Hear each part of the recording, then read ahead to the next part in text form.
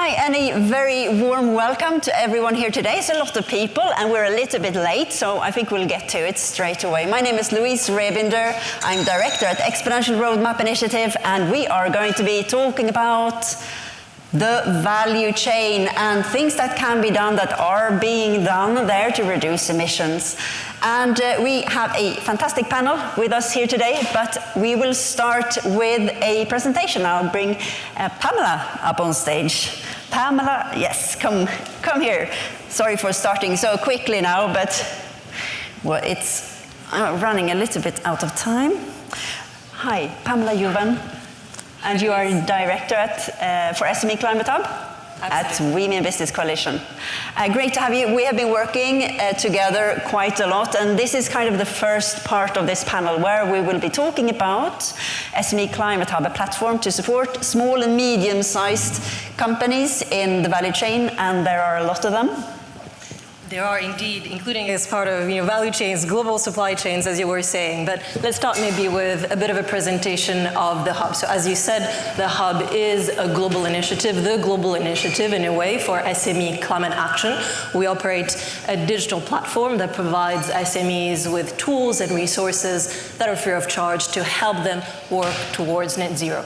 We're an initiative of the Women Business Coalition created in partnership with the Exponential Roadmap Initiative and the United Nations Race to Zero campaign. So what do? You can see our 3 pillars of activity here. These are the SME Climate Hub basics. We have a commitment process, of course. This is how we started initially as an ambition initiative. So SMEs can commit to reaching a net zero by 2050 on the hub, which also means halving emissions by 2030 and disclosing their progress on a yearly basis. That's in a nutshell what they commit to when they make the SME climate commitment on the platform. And when they make the commitment, they also automatically join the Race to Zero campaign.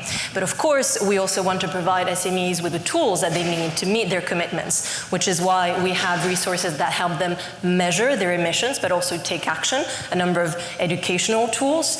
These range from very simple action guides that provide bite-sized information to help SMEs take specific actions in their business, all the way to more sophisticated, interactive, sector-specific courses for SMEs. And we also have a reporting tool to help SMEs promote their efforts, disclose their progress to their stakeholders, whether that's corporate buyers or financial institutions, any stakeholders that they're working with.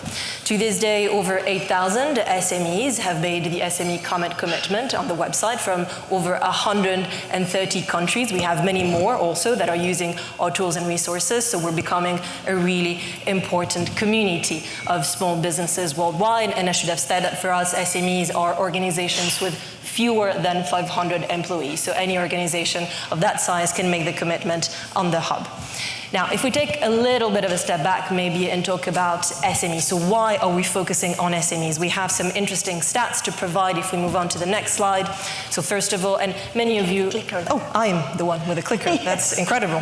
There you go, I'm very independent. Okay, great. So many of you will know this already, but SMEs account for 90% of businesses worldwide, 70% of the world's workforce, and 50% of global GDP. So they really do play a key role, both at community level, they're the backbone of local communities, and of global supply chains, which is the reason why it's so important to talk about SMEs when you talk about value chains. And you might think that individually they have a small impact, which is true, but collectively they can really help move the needle on climate. It is estimated that SMEs together account for between 50 and 64% of total business sector emissions. Now, we also know that they're more vulnerable to the impacts of climate change, which is yet another reason why we need to make sure that they're brought on board to net zero.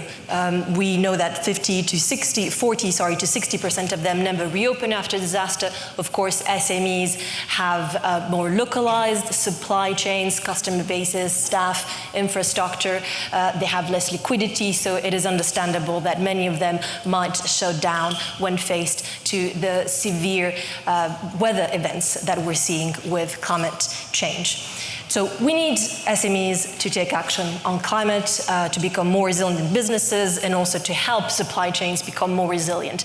But they cannot be expected to go it alone. We cannot put a disproportionate burden on them because we know that they're very resource poor. So we need to work together as an ecosystem. So we need corporate buyers, financial institutions, government, business associations. We need all these actors to come together to support SMEs. Now, we run annual surveys to better understand the barriers and motivators of SMEs in our community, and you can see some really interesting stats here. So you'll see that the top barriers that SMEs mention when they're asked about why it's challenging for them to take climate action.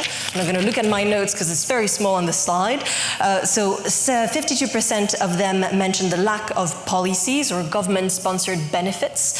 Another 52% mention the lack of funding, and 39% of them mention the lack of data about current emissions. So these are really key barriers for them. However, we also know that 84% of them have not been offered any financial incentives to take action on climate. 63% of our surveyed SMEs have not been asked by stakeholders to reduce emissions, and only 17% of them have been asked by their corporate stakeholders to reduce emissions. So this really speaks to the need for corporates to contribute to this effort, to bring their SMEs on board. And this is why we have launched a new campaign at the SME Climate Hub called the SME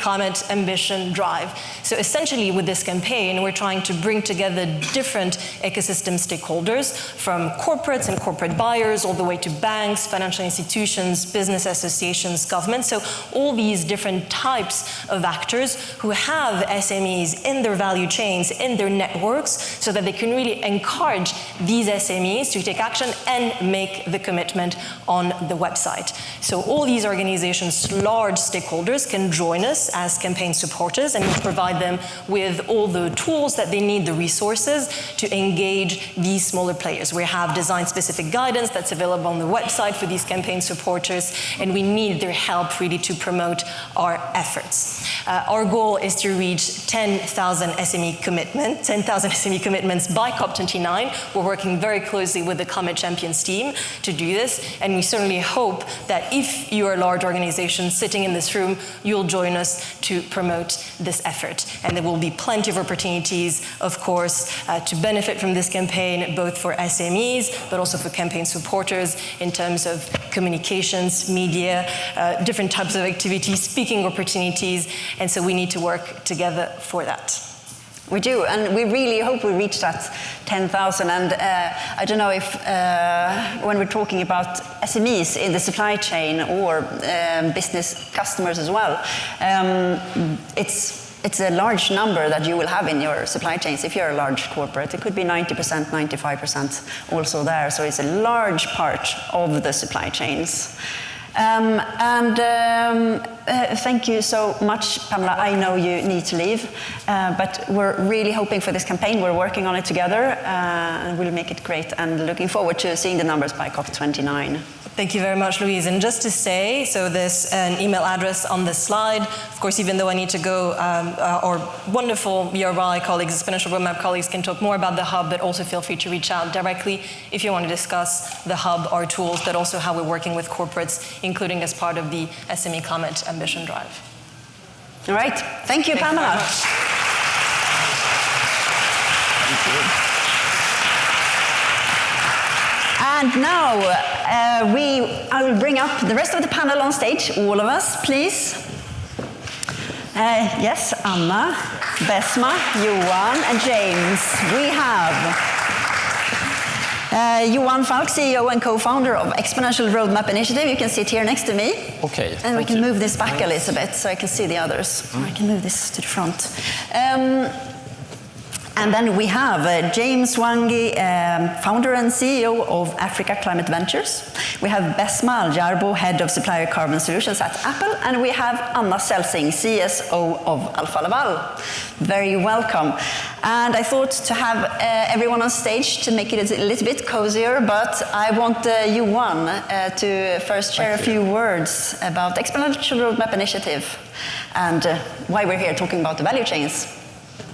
Yeah, the Exponential Roadmap Initiative, we bring together the leading transformers and disruptors taking action to halve emissions by 2030 through exponential climate action and solutions. So that is our key mission.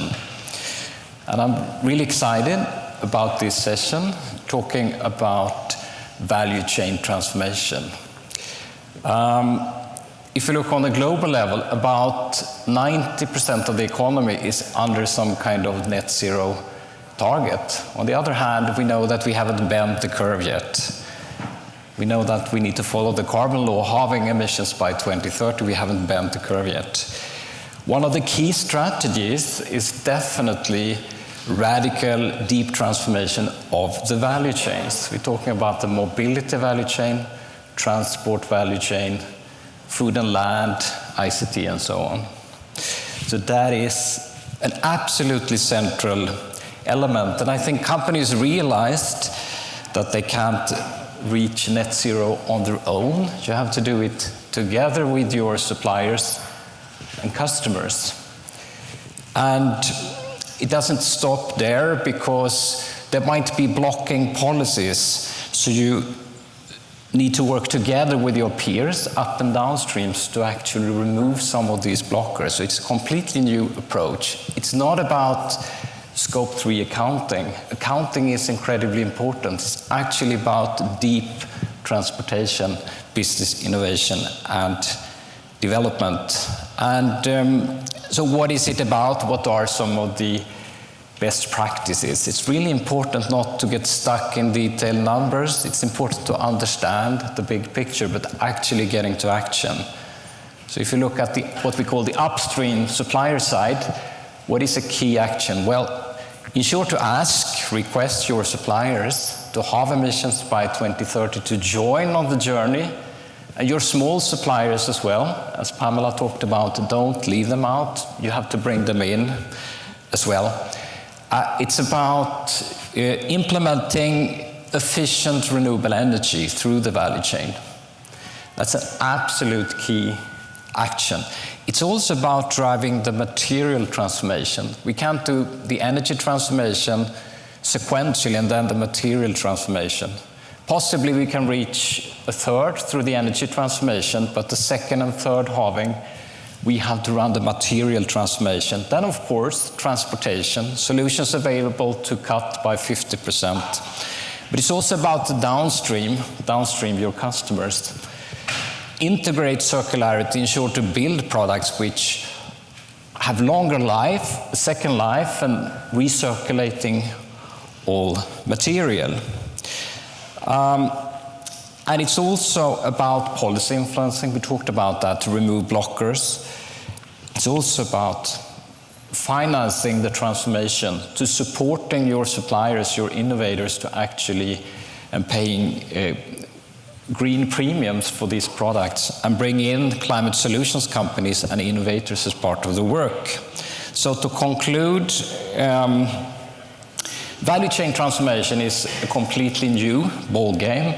And I would say that companies need to work deeply in that to be competitive the next couple of years.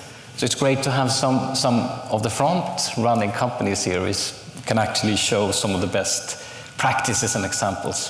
Thank you. Thank you, Johan. And we will hear some of the very good best practices here from the panel today. And it's quite exciting, this transformation that we will be needing and what it will actually look like going forward. We have not many years, but we have a few years. So we'll see a lot of fantastic things, I expect. So we will invite the rest of the panel. I'm moving to the front here so I can also see Bessma a little bit. So just to get everyone on board about what these people on stage what your companies do. So can you quickly, please, starting with you, what you... Yes. Alfa Laval does. Yeah, we are many times behind the scene, but we're very much also at the heart of energy transition. We produce and have our core technologies that are heat transfer, separation, and fluid handling. And this is just one little model of a heat exchanger that is quite powerful. They're much larger in reality, but this has a potential to save 100 gigawatts per year. That's a lot of emissions. And we are in the middle of energy transition that could be fuel cells, that could be carbon capture, long duration storage, but also cleaning water and doing marine transportation in a sustainable way. So we have quite a broad portfolio, but very much about both saving energy by energy efficiency, like this one is doing, and then also providing clean energy together with partners across the world. Thank you. And Bessma? That's the first time I've ever had a dog walk across. Yeah. Love it. My fellow panelist. Yeah. Hi, everyone. I'm Bessma. I work at a little company called Apple that I see many of you are well familiar with. We make technology that enriches people's lives. And we want the way that we run our operations and the way we make our technology to protect and enrich people's lives and the planet that we all share. So we are committed to what we call Apple 2030, and that's a commitment across our entire corporate value chain to reduce our emissions by 75% by 2030. And for the remaining 25% that we can't reduce by 2030, we're going to use high-quality carbon removals while we continue to push as much as possible to decarbonize even further for the post-2030 timeframe. So looking forward to talking more. Yeah, and James, a little bit about your background and your company. Thank you, yes. Again, James Mwangi from Africa Climate Ventures. Spent most of my career until quite recently working on questions of economic development and inclusive growth, and have refocused to really unlock Africa's potential to be a critical part of the global path to net zero. Why, you ask? Because it's the largest growing population, massive landmass, huge amounts of natural resources, and the largest single concentration of untapped renewable energy on planet Earth. Whether you're trying to leapfrog to new technologies and greener solutions for that growing pool of consumers, whether you're trying to decarbonize existing supply chains by changing where you do stuff to align with where the energy and the raw materials are, or whether you're asking where can you really take carbon removals to massive scale because you have the labor, the land, the geology, the latitude to do it. We believe Africa is a solution to all of those, and we're investing in companies we believe will be world beaters because of the unfair advantage of being located in Africa. All right, thank you. We'll go into a little bit deeper on what these companies do now. And maybe we start again with you, Anna. Yeah. If you could highlight a certain area that you think would be suitable for the looking at the supply chain here? And you mean supply chain? Yes, supply chain. Of course. We work, as this one shows, this is made of metal, and we have a lot of metal in our supply chain. We also have a great many SMEs, so we're very thankful for the work that is ongoing with Pamela and the others. But we need to figure out how can we get metal fossil-free. So we are working a lot with our partners, the suppliers of metals, and we've actually also produced and sold the first fossil or near fossil-free heat exchanger to the market. So this is something very, very important to work across. We have Boliden, we have SSAB, we have Outokumpu, big companies that we work very closely. It's like being colleagues. We meet with them probably every week to try to figure this out together. It's not going to be enough of green steel out there for us, but we need to also figure out with these companies and others, how can we find enough recycled materials also. So that's something we do, for example, with Boliden and Outokumpu. And then on the other hand, how can we help our supply chain also to be more efficient, working more efficiently using our products? And of course, as I know you're working a lot with Bessma, to help to transfer to renewables as much as possible. We ourselves are now sourcing 97% globally, and the only thing stopping us is that we can't find enough renewables out there. So yes, those are some examples. That's a good transition, maybe. Bessma, you were going to mention about renewables, I think. Oh, I could talk about renewables all day. I'll say, well, when looking at our value chain, right, manufacturing by far is the largest single part of our value chain and the emissions. And so electricity in manufacturing is the single largest part. So while we have three pillars, the first, and Johan kind of gave a great example, but it's designing in a low carbon manner from the very beginning, right? Designing so that we are using renewable and recycled materials, and that we are designing with circularity in mind. So when it comes to metals, right, we're really trying to shift and move to recycled metals, and recycled aluminum as one thing that we've been working on for many years. Using 100% renewable energy. So Apple's corporate operations have been running on 100% renewable energy since 2018, and by 2030, our entire manufacturing supply chain will be running on renewable energy. And then the final thing that we're doing is on our direct emissions, how to minimize that. And so minimizing it with efficiency, with electrification, and with abatement. And so, yeah, renewable energy, we've been working on that with our suppliers since 2015. So we have a supplier energy efficiency program and a supplier clean energy program. We first started out by going to our main suppliers and really asking them to make a commitment, but it was a contractual commitment, like commit to us that you are going to run on 100% renewable energy for your Apple. And we've made really great progress. So over the years, we now have over 320 suppliers that have made that contractual commitment to us. Those suppliers make up over 95% of our manufacturing spend. And it's not just commitments. Last year, in the supply chain, our suppliers procured over 16.5 gigawatts of renewable energy. We've made so much progress that it's no longer voluntary for them to, come and commit. We've made it mandatory this year that all suppliers have to run on renewable energy. Can I just add that you said 16, these can save 100 gigawatts, so it's kind of fascinating what we can actually do if we find the right solutions. Yeah. And materials and metals and renewable energy, that's for the tech and mech, ICT, IT industry is two of the major hotspots, finding solutions for that. So good job, both of you. And I know that I was, in my former role, I was looking into how other tech and IT companies were working on in their supply chain. And Apple was one that I came across many years back. And it was fantastic because you can, from external information, you could see what you were doing and read quite thoroughly and Apple's understand very thorough as well. And we try to be as transparent as possible. Yes. Yeah, you were being very transparent, and congratulate you for that. That was a good job. I want to go to James. So Africa has great potential. Yes. Why have we not really come further there with using that potential? I think I'll start with a paradox. I'll bet you, as we talk about renewable energy right now, and the word Africa is mentioned, everyone thinks about a very important statistic: 600 million people living without electricity, energy poverty. What will we ever do to get those people power? What you don't go to is Africa has 60% of the world's best solar, 40% of the world's untapped renewables, period.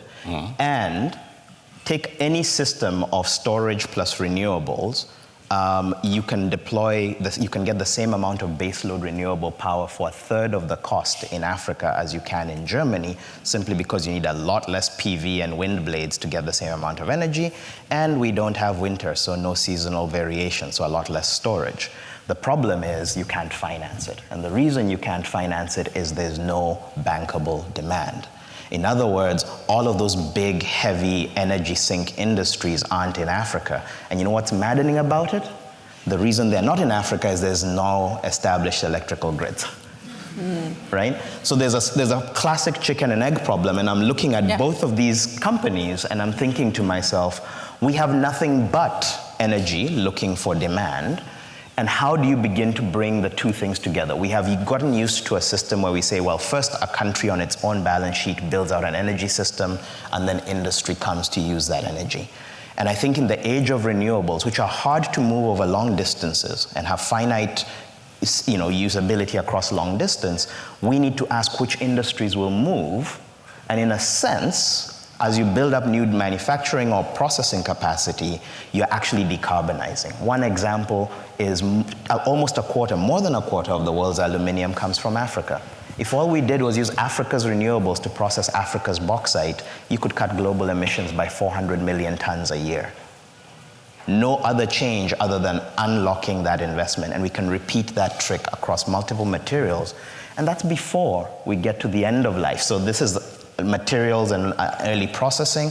On the other end, we talk about second life recycling, reprocessing, reusing materials. You need labor forces to do that, to do the separations and so on, and then you need energy. And again, where is it that you have that young labor force ready to do this work if there was an investment in their energy systems? Africa, which then also happens to be where a lot of the consumers of the future will be. So there's a set of paradoxes there that create a poverty trap, if you look at it one way, but could create a really exciting virtuous cycle if we're saying go where the energy is, where the raw materials are, where the labor is, and use that to accelerate decarbonization across value chains for the planet. Yeah. Thank you, James. I was wondering, Johan, first, if you have any reflections, but also what would we need listening to this, and also from what you know from before, what can we do to make things go a little bit faster when it comes to transforming the value chain that we need to? I think it's first really important to realize that it is possible to cut emissions. It is possible to transform the value chains, because you hear sometimes that message is how difficult it is. Yeah, it's not simple. But you see from these examples, it's absolutely possible. You just have to do the work. And it's particularly tough for the ones in the front line. But then I think we need to really try to realize how we can develop best practices and share these best practices, and how the front runners can actually support to trigger some of the positive tipping points. So we get more companies on board, and where we come together actually to accelerate the demand as well. So the demand, of course, on materials, but also on renewable energy. I'm also very much in favor of much more investments in local renewable energy, not just relying on the grid, but actually building out renewable energy close to the facilities. And I think that is an excellent opportunity for the big industries, and also to connect it to what you said, James.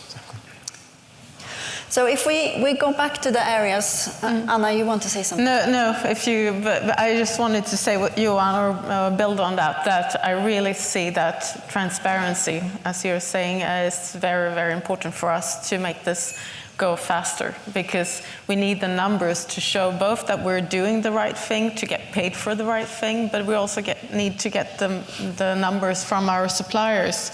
And that's a huge challenge at the moment. So we're really trying to figure out things together with other big companies and have big partnership on that. Massive Plus, we call it, with Microsoft and the entire value chain of stainless steel.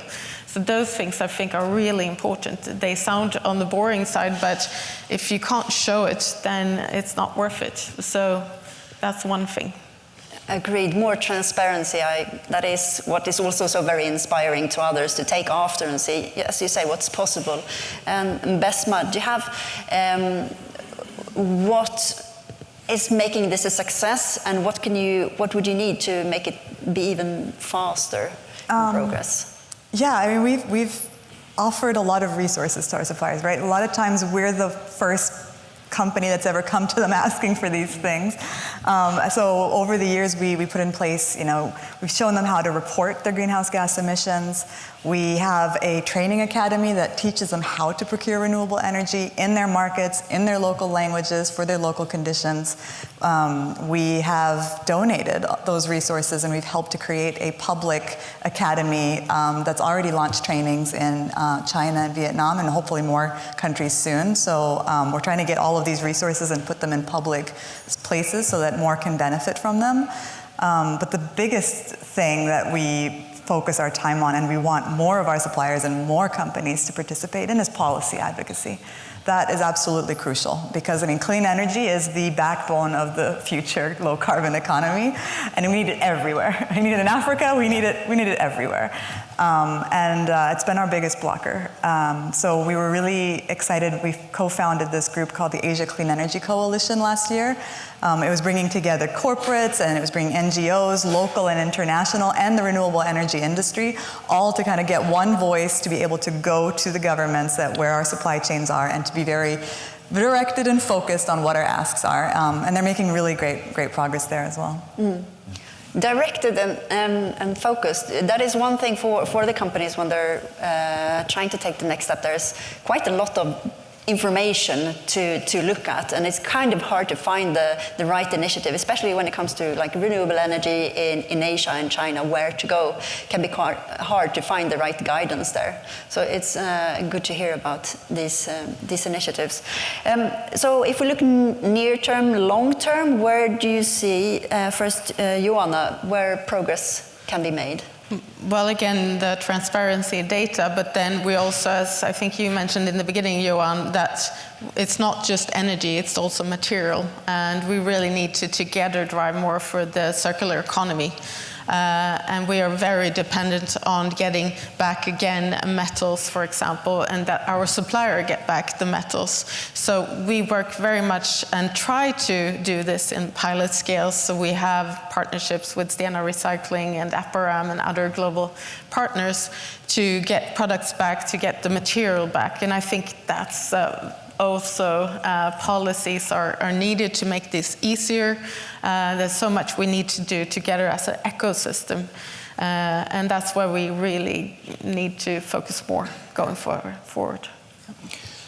So I think the more we can develop together with the front runners, the sort of the best practices, the leading practices, and share it openly to create that excitement and the critical mass. When we get sufficient number of companies on board, it will be a self-fulfilling basically process, a snowball effect. We haven't really come to that point, but it can absolutely happen. So that's one thing. Another thing is, I think we need to really untap that the countries and regions and cities see this as a tremendous opportunity, actually, to link with the net zero, next generation value chains. It's both about attracting investments in terms of industry, so it's so that's one piece of it, of course. But it's also to build a new economy and a new value add in the economy. And if we get that understanding that it's not primarily about sharing of burdens to cut emissions, but actually how to grow the new wealth and economy, and that by working together with some of these leading chains and companies, that is the opportunities. We get this, what we call an exponential race to the top, where we get the actors trying to get ahead of the curve. I think that will be a game changer, and we can work in that direction. Maybe I'll pick up from there, because Yes. that's actually the focus of an initiative we've been supporting called the Africa Green Industrialization Initiative. That's exactly about saying, how do we break out of the trap that says because Africa is 4 or 5% of global emissions today, it's kind of besides the point on the race to zero. And instead say we're building a new low emissions or negative emissions economy. Yeah. Which places are well positioned to succeed and compete in that space? And I think the question there really becomes, how do we think about not just technology and innovation and incentives, but location as a lever you can pull in your value chain, right? Where is it that you're just moving raw materials unprocessed when you could process them, and so on? And the beauty of that, and maybe this is where I'll end, is, this is New York Climate Week, it's also the UN General Assembly. So there's conversations on the race to zero, and there's a set of different conversations about the SDGs. And my argument is actually, if we get this idea that actually let's do things where it makes most planetary sense to do them, both of those goals are solved by tackling each other. You solve equity and you solve climate action in the same actions. I think we're coming towards the end of the program now, and just very quickly, starting from Anna and moving this way, wish list. If you could wish for something to make transition go faster. On top of everything else On I top of said, everything. then I would say that I would love to see a price on nature or carbon emissions at least that is global because it has to, again, to pay off to do the right thing. We need that. All right. I was going to echo on something that I heard yesterday at the opening of Climate Week, where a Nigerian Norwegian official talked about price on carbon, more regulation to set boundaries and targets, and more financial incentives. So those three things. Amen to what went before and greater imagination. There are no victims. There's no time for victims in this moment right now. Everyone must climb in and we must all get to work. All right. Johan? Yeah, I would say, to add to what you all said, again, how we can shift the narrative from sharing of burdens to actually positive exponential race to the top, growing wealth and the new economy. That's what I would say. All right. I don't know if I can make a wish as well, but I love to see transparency and when companies do these examples and have positive examples and really celebrating when good things are done. I love to see that and more of that. So I think I will thank the panel. We did not have enough time because it would be lovely to hear more. But we thank Pamela, who had to run away, and then we have Celsing from Alfa, Laval, Bessma, Aljarbou from Apple, James Mwangi from Africa Climate Ventures, and then Johan Falk from Exponential Roadmap Initiative. Thank you.